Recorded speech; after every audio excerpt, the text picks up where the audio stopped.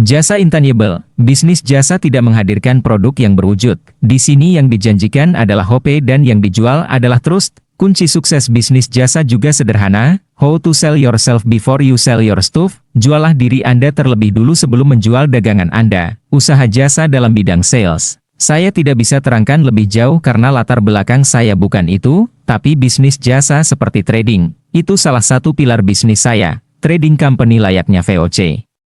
Atau East India Company merupakan perusahaan perdagangan besar dunia, sengaja saya sebut perusahaan lawas era kolonial. Kita semua tahu bahwa setelah hegemoni ekonomi dengan penguasaan barang dan jasa, barulah masuk hegemoni militer untuk penguasaan wilayah. Jadi, saya minat di dunia trading karena penguasaan ekonomi, hegemoni ekonomi, selalu di awal, kuasai pasar dulu, baru produksi, dulu pun VOC trading dulu, kuasai pasar Eropa dulu dengan trading murah hasil rakyat wilayah baru, sebelum dijajah militer, baru kemudian tanam paksa. Tanam paksa ini membuat sustainability jumlah barang dan mutu, itu tujuannya.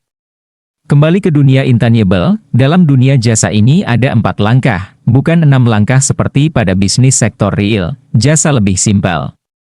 Kekuatannya di agreement mutu dan jumlah barang, misalnya kita trader batu bara atau nikel, kita bicara komoditas, bahan non-processed.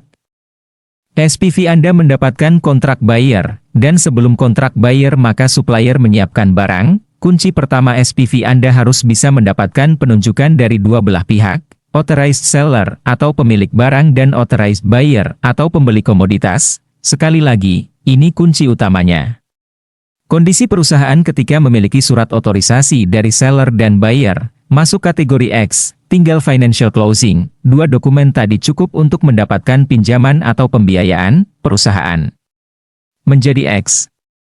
Ketika transaksi, LC masuk dari buyer ke seller maka perusahaan sudah menjadi Y atau sudah menjadi brownfield company. Mari kita sarikan dalam bentuk yang lebih sederhana. 1. SPV dengan izin-izin trading. 2. SPV dengan kontrak authorized seller dan authorized seller. 3. Financial closing. 4. Transaksional, seni berbisnis trading company ada di langkah kedua ini merupakan langkah yang paling sulit. Anda menjual diri Anda. Menjual janji, menjual kepercayaan, bukan menjual komoditasnya. Komoditas itu hanya secarik kertas ketika Anda melakukan langkah kedua tersebut. Di sini Anda harus dikenal sebagai sosok yang memiliki proven record.